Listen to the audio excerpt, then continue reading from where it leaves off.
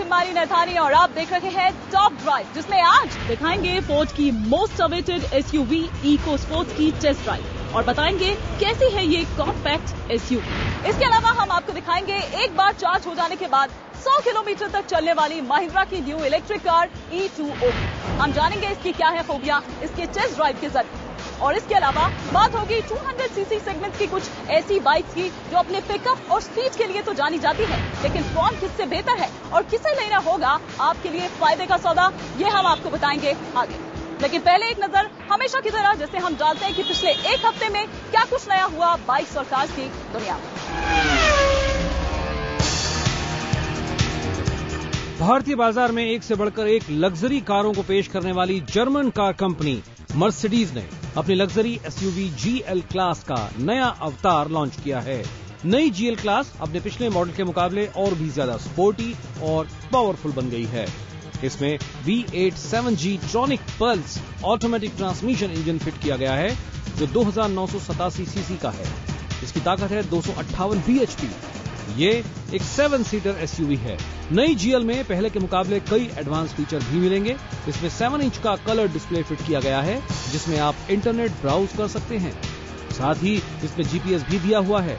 Company ने नई GL की दिल्ली में एक्स शोरूम कीमत रखी है 77,50,000 रुपए।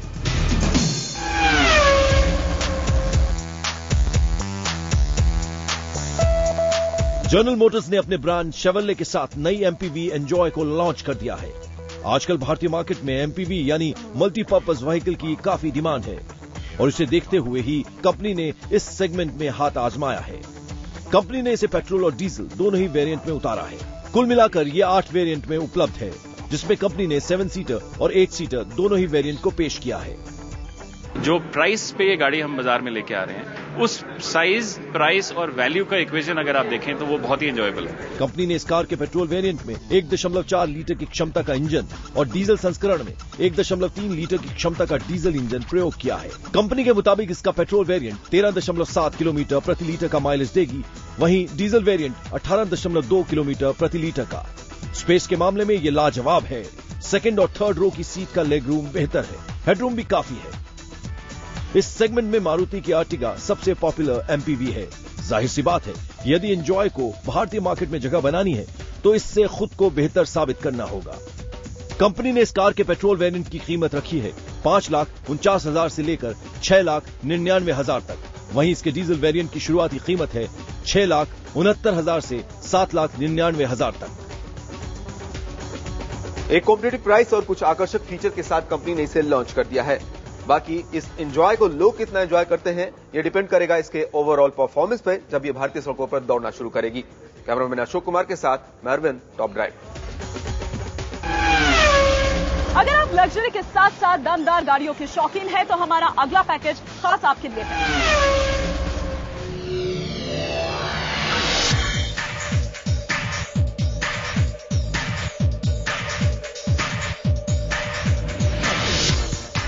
लंबे इंतजार के बाद फोर्ड ने इको स्पोर्ट को भारत में लॉन्च करने की तैयारी कर ली है।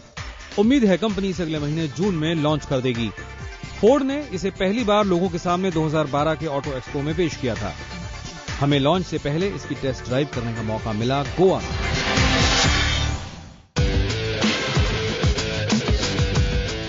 फोर्ड इको स्पोर्ट को 3 वेरिएंट्स में लॉन्च करेगी। 1.5 litre petrol engine, 1.5 litre diesel engine और 1.0 इको बूस्ट इंजन के साथ, जो 125 PS का पावर 170 mm के टॉर्क पर देती है और ये 1 लीटर पेट्रोल में 19 किलोमीटर का सफर तय कर सकती है।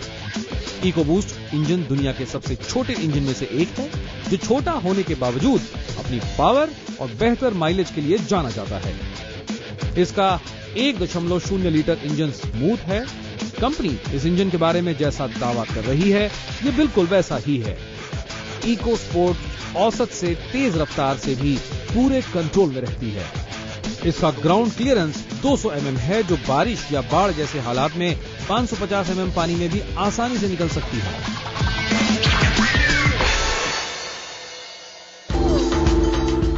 इसके अलावा कंपनी ने अपनी इस कॉम्पैक्ट एसयूवी में कई इंटरेस्टिंग फीचर्स दिए हैं। किसी भी दुर्घटना की स्थिति में इको स्पोर्ट खुद आपकी मदद के लिए हेल्पलाइन पर फोन करती है। यानी अगर आपकी गाड़ी दुर्घटनाग्रस्त हो जाती है या फ्यूल पंप की सप्लाई रुक जाती है तो आपकी मदद के लिए ऑटोमेटिकली एक इंफॉर्मेशन चली जाएगी और आपके पास मदद पहुंच जाएगी। इसके अलावा फोर्ड ने माइक्रोसॉफ्ट के सिंक विंडोज पर बेस्ड प्लेटफॉर्म डिजाइन किया है जिसे आप वॉइस कमांड से गाने सुन सकते हैं, फोन कॉल्स और मैसेजेस चेक कर सकते हैं। ये फीचर्स आपको इस सेगमेंट की किसी भी दूसरी कार में शायद ही मिले। इस कॉम्पैक्ट एसयूवी में 5 लोग आराम से बैठ सकते हैं। पिछली सीट में भी लेग स्पेस बेहतर है। इसकी ड्राइविंग सीट की हाइट को मैन्युअली कम या ज्यादा किया जा सकता है। इसका इंटीरियर बेहद स्पोर्टी, स्मार्ट और मॉडर्न नजर आता है। डैशबोर्ड को कर्व शेप यानी जरा घुमावदार शेप में डिजाइन किया गया है जिसकी प्लास्टिक क्वालिटी अच्छी है। वहीं कंसोल पैनल में मल्टी फंक्शनल स्क्रीन है जिसमें आपको कार की तमाम जानकारियां मिल जाएंगी।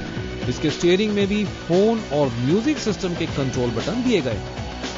कार की बाहरी बनावट की बात करें तो इसका लुक शार्प, एरोडायनेमिक और स्पोर्टी है जिसे देखकर आप इंप्रेस हो जाएंगे। सामने से देखने पर इसका बड़ा सा ब्लैक ग्रिल इसे बोल्ड लुक देता है।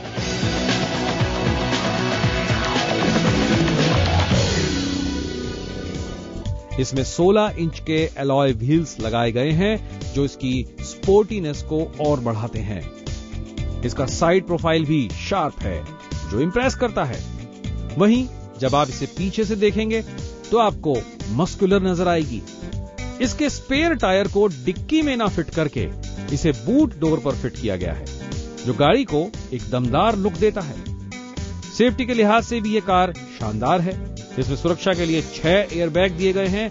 इसके अलावा electronic stability programme, rear parking sensors, hill launch assist के साथ एंटी लॉक ब्रेकिंग सिस्टम और इलेक्ट्रॉनिक ब्रेक फोर्स डिस्ट्रीब्यूशन जैसे फीचर्स ऐड किए गए हैं जो आपको किसी भी खराब परिस्थिति में सुरक्षित रखेंगे। फोर्ड ने अभी तक इसकी कीमत से पर्दा नहीं उठाया है, लेकिन उम्मीद की जा रही है कि इसकी शुरुआती कीमत 9 लाख रुपए तक हो सकती है। कैमरामैन आशीष धीर के साथ दिलीप गौतम। महिंद्रा की नई 4-सीटर इलेक्ट्रिक कार E2O अब भारतीय सड़कों पर धड़ल्ले से दौड़ रही है और आपको बता दें कि इसकी किफायत को ध्यान में रखते हुए इस कार को लॉन्च किया गया था। तो आइए इसकी एक टेस्ट ड्राइव करते हैं और जानते हैं कितनी किफायती है ये कार और क्या कुछ खास है इसके फीचर।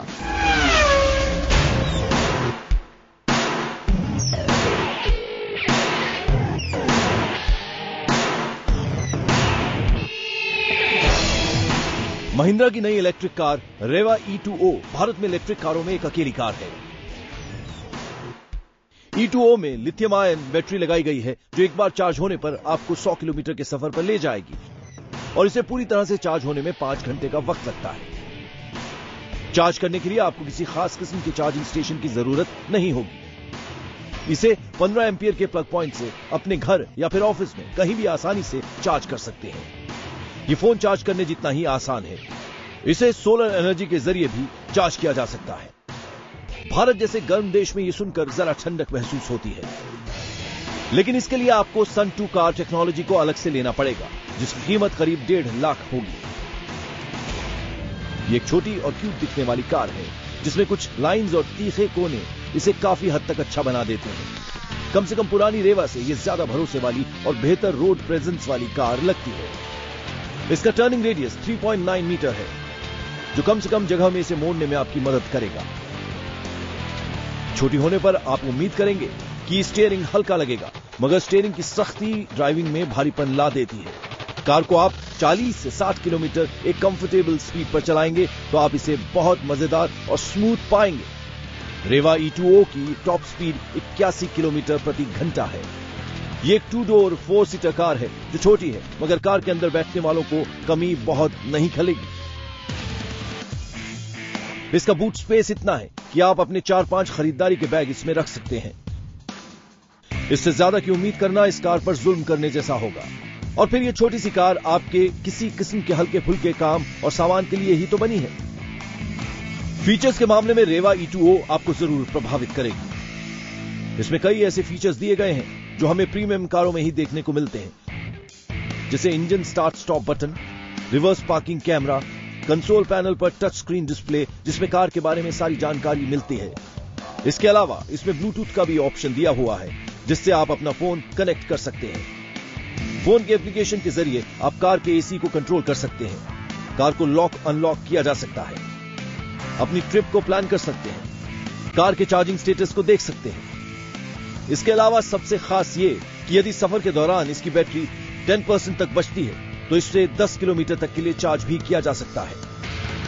महिंद्रा ने इसकी दिल्ली में एक्स शोरूम कीमत रखी है 5,96,000 रुपए। सबसे बड़ी बात यह कि सरकार से सब्सिडी के बाद भी ये कार महंगी लगेगी। कैमरामैन आशीष धीर के साथ दिलीप गौतम। टॉप ड्राइव में फिलहाल वक्त हो चला है एक छोटे से ब्रेक का, लेकिन आप कहीं मत जाइएगा क्योंकि ब्रेक के बाद हम आपको दिखाएंगे 200 सीसी सेगमेंट की बाइक में कौन सी बाइक है आपके लिए बेहतर।